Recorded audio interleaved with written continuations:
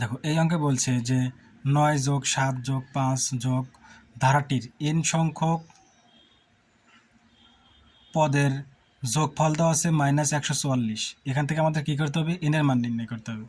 তার মানে কী দেওয়া আছে, 9, 7, 5 ধারাটির n সংখ্যক পদের যোগফল দেওয়া আছে কত, -144। তাহলে n এর মান নির্ণয় করতে হবে। তো এখানে খেয়াল করে দেখো n সংখ্যক পদের যোগফল দেওয়া আছে কত, -144।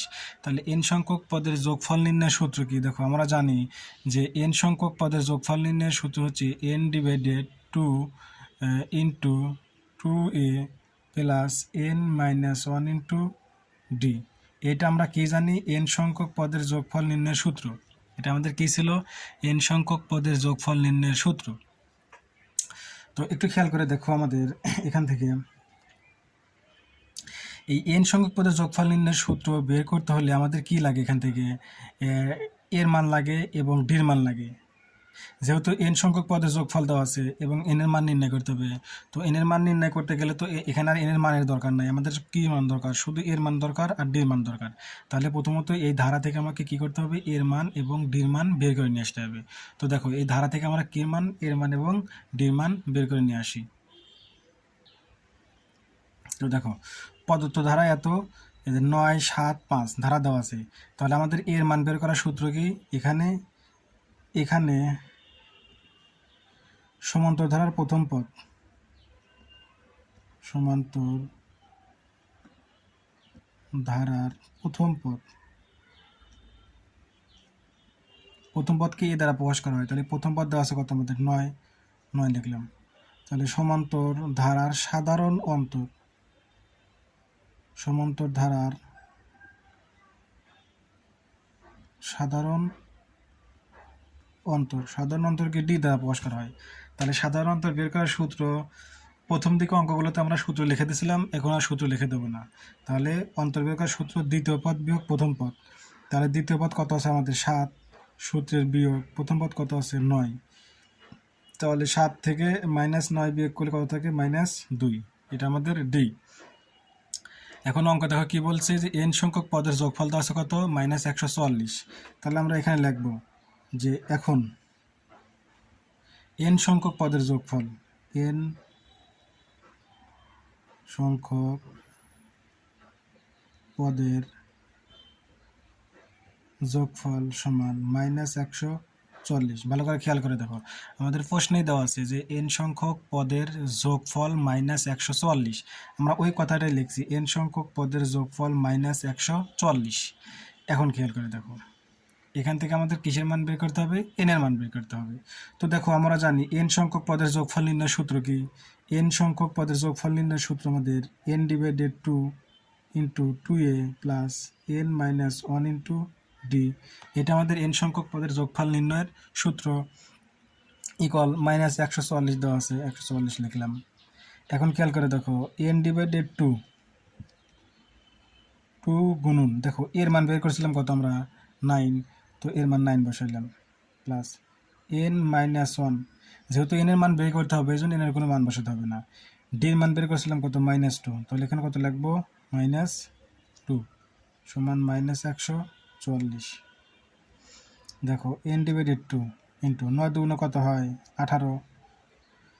দেখো -2 দ্বারা এই n কে গুণ করলে কি হয়, -2n, -2 দ্বারা -1 গুণ করলে কি হয়, -, প্লাস 2 কে 2 সমান -144 n/2। এখন দেখো এই 18 আর এই 2 যোগ করলে কত হয়, 18, অর্থাৎ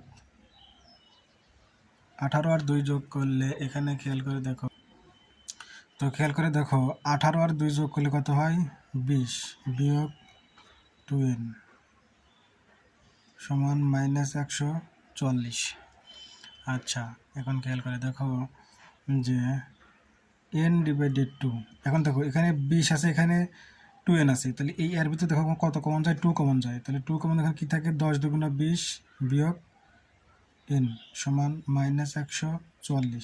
এই 2 আর 2 কাটা যায়, তাহলে কি থাকে, n ইন্টু 10 বিয়োগ n সমান -144। তাহলে 10 n দ্বারা গুণ করে দাও, তাহলে কি হলো 10n মাইনাস n আর n গুণ করলে কি হয় n স্কোয়ার সমান মাইনাস 144।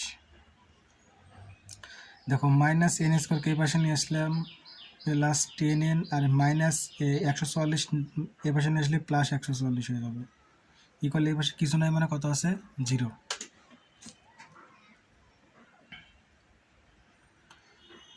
দেখো এখন মাইনাস যদি আমি কমন নিই তাহলে কি থাকে n square minus 10n minus 144 সমান 0।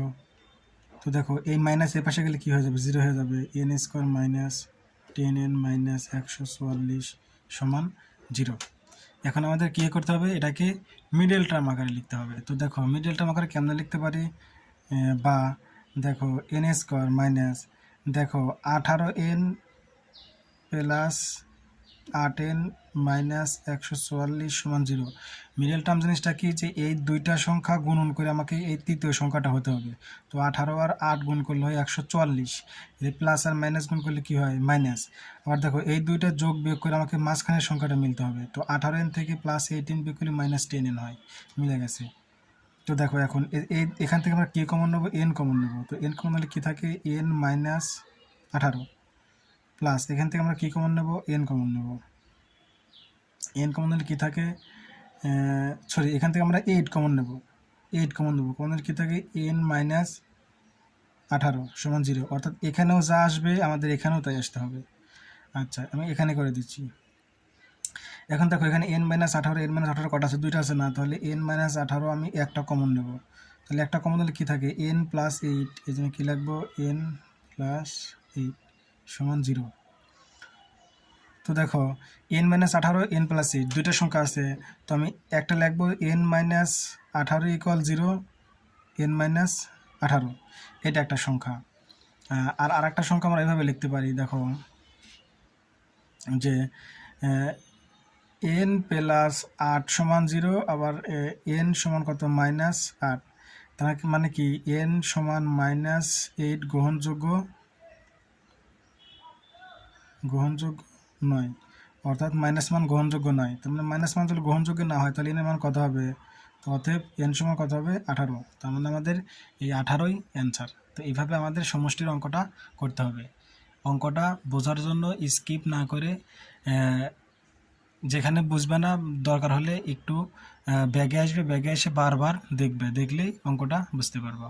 এইভাবে আমাদের n সংখ্যক পদের সমষ্টি দেওয়া থাকলে n এর মান আমরা সেম এই নিয়মে সবগুলো অঙ্কই করতে পারবো ইনশাআল্লাহ।